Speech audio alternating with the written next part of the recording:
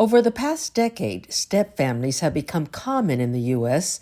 Researchers from the Merit Strengthening Research and Dissemination Center analyzed the findings of recent studies on stepfamilies to understand what is known about stepfamilies and what they look like today.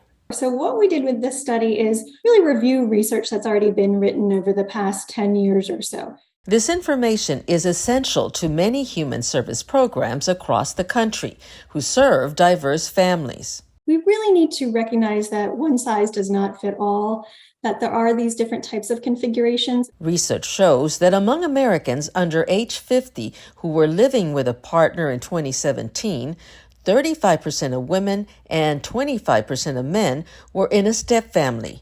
Additionally, in 2019, 1 out of 10 children were living in a married or cohabiting stepfamily. However, those statistics actually cover up a lot of diversity in the stepfamily experience, how they are formed, and who is in them. There are different data sets that people use to study this topic, and each of them seems to define stepfamilies slightly differently, in part due to the limitations of the data themselves. What we know is that there are several pathways into stepfamilies, and this diversity can shape the dynamics within these families in important ways. The most common pathway is reflected here. A married adult with children experiences a divorce and then remarries, or they live together and then remarry. Their new partner may also have children of their own. This means families may be navigating kids spending time in multiple households, and parents may be co-parenting with current and prior partners. Dawn and Neil were divorced with 1 child each when they began living together. I would say we were pretty naive. I think we were both seasoned parents. And so we had these 2 boys that seemingly got along pretty well. They were close in age. They were only about 18 months apart. And, everything was good in the beginning. Then Dawn and Neil had a child together. In some senses, it was difficult. It was difficult on the youngest as he got older and he understood that he had these 2 stepbrothers that were always going to 2 other houses. There were challenges, but there were also rewards. The biggest lesson is always, always, always keep it about the kids, full stop. One nice thing that we do every year, we play Polar Express on video and we celebrate what we call in our family Brothers Day. And now that we have another son together, he joins in the celebration too. And that's how we celebrate the anniversary and the merging of our family.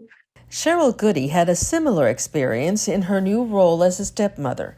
Cheryl and Daryl had been married to other people for 20 years. Each had 5 children, ages 5 to 17, when they merged their 2 families. Sometimes stepfamilies are called blended families, and we've still never completely blended like I thought it would look like. Although there was excitement for their new family, there were also a lot more relationships and personalities to navigate. Those summers spending hours together and then trying to get kids into school and going through holidays and traditions, it just wasn't blending. Stepfamilies often face challenges finding enough resources to support their family's particular experience. So Cheryl decided to take matters into her own hands. She went back to school, got her PhD, and is now executive director of the Family Place Utah, a family center that provides programs and services designed to help families like hers thrive.